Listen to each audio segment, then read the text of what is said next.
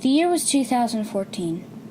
I had just started to take interest in the online art community and post pictures to the internet on my first DeviantArt account. I never really got any positive feedback on this artwork. I never really got any feedback at all, in truth. And I can see why, because my old artwork was quite the eyesore. Then there was an artist, who will specifically remain anonymous for this video, I had stumbled across by accident.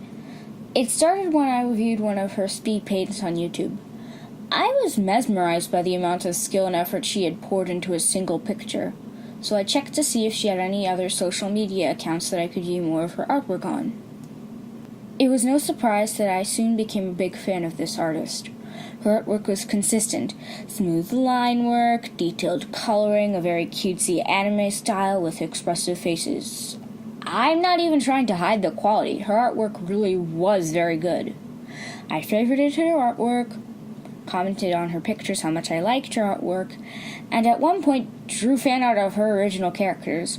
I referenced her pictures for my own art, and she was a huge inspiration to me. Fast forward by a few months, and I had just logged into my now deactivated first DeviantArt account. I was scrolling through this artist's profile. She had taken a hiatus, and I was curious to see if she was finally back to uploading. Checked her gallery, no new pictures yet. That was normal. She might still be on hiatus, or she might have published something in a journal entry officially announcing her return. So I checked her journal, and I stumbled across a new journal of hers. Apparently, another user had been harassing her and acting rude and immature. Alright. People online will act immature all the time, and I felt pretty bad for this artist. Then at the end of the journal, she said something that I feel terrible repeating to all of you. She told the person who had been harassing her to kill themselves. I did a quick search of this artist's name to see if I could get more information on the situation. And let's just say I stumbled across several more journal entries from other people exposing this artist's mistakes and bad behavior. Apparently, she had falsely accused several other users of harassing her and mentioned them by name, was suspected of scamming other customers for her commissions, and apparently was the one harassing several artists and accusing them of art theft. I felt shocked. I felt angry. I felt confused. On the one hand, what the artist had done was wrong, and there were screenshots and evidence presented against her. On the other hand, this was an artist who had been a huge inspiration to me since I had posted my artwork online. What was I supposed to do? How was I supposed to respond? Should I have kept quiet, or should I have spoken out? I was around 11 years old when this happened, and now I am 14.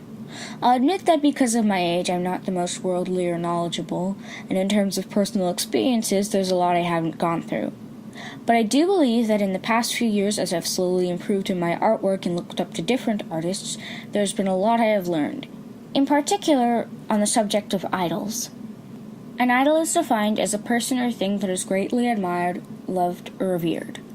A lot of us have idols, or at least real people who are recognized for something that we admire.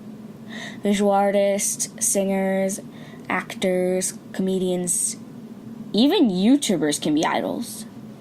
You might admire or look up to a singer for their amazing voice. You might admire the visual artist for their style. You might admire the writer for their writing. In spite of their talent or skill, however, your idols can still get into trouble and make mistakes, or as I'll refer to them from now on, bad decisions, since not every bad decision is unintentional. This has really become a common occurrence in social media. I mean, how many times have you seen some singer or actor be exposed for a scandal like having an affair or even just saying something controversial on Twitter? Oftentimes, this is a result of how the media loves to take simple things that might not even have meant that much in the first place and twist them into a headline worthy of attention. Other times it might be disproven and reveal that the person really wasn't at fault. But there are many cases where these suspicions are revealed to be true and that these people have done something wrong. The level of what they did wrong may vary from, being rude to fans to sexual assault.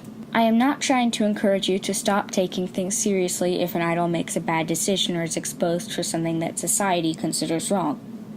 If you feel the need to advocate and say they did something wrong, go ahead. If you want to call them out for it and acknowledge that they did something wrong, be it with intent or not, then go ahead. In fact, I think it's noble and admirable how you're actually standing up to a person whose wrongdoings might be ignored by others. But then another problem comes into play, not liking or even hating the content your idol puts out because of the bad decisions they made. I've seen this happen quite often. A celebrity or some kind of idol is exposed for something bad they did, reveals their true colors, and people immediately start hating the content as well as who they are as a person. I mean, how many times have you seen people say, "I hate the art X makes because they are a selfish scumbag," or "I've stopped listening to Y's music because honestly what they did was unforgivable"? While I can certainly understand why people would do this, I really can't bring myself to do the same. Does that mean I somehow am oblivious to this person's wrongdoings? Does it mean I actually go out of my way to ignore their mistakes and convince myself that they're still the same person I thought they were? No. That's not the same thing as what I actually do. It really isn't. I usually separate the person from the content they put out. I won't let a person's actions influence their role in a movie, or the music they put out, or the art they post. I can still enjoy what they create or what they do. I just acknowledge that what the person did was wrong, and may not necessarily have any effects on the content they put out. Here's an example.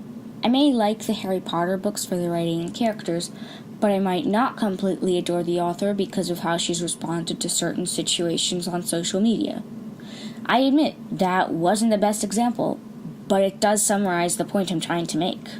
Some people might disagree and say that what the person did was so outrageous that they shouldn't be pardoned for it, and that their work should be held on the same level as their actions. I do agree that there is a point when you should stop separating the work from a person. So at what point should I stop liking a person's work because of their actions? My response would be when their actions start to become a part of their work. Take the artist I told you about all the way at the beginning of the video.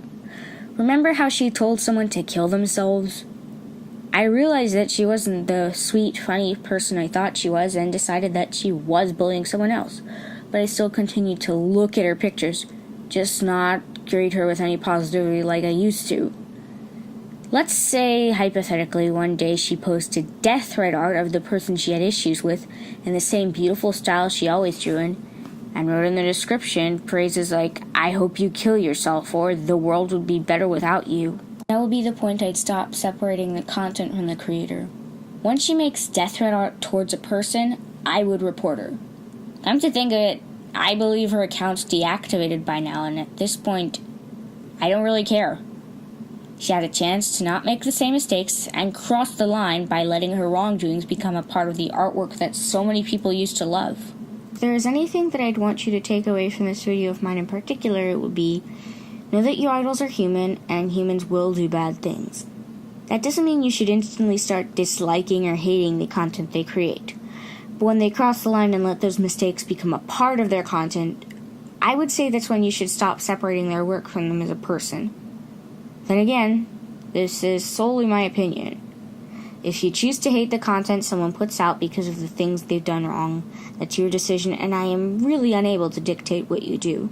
At least take this into consideration, and feel free to share your thoughts in these kinds of situations. Thank you for taking the time to watch this. I really appreciate it, and I'll see you all in the next video.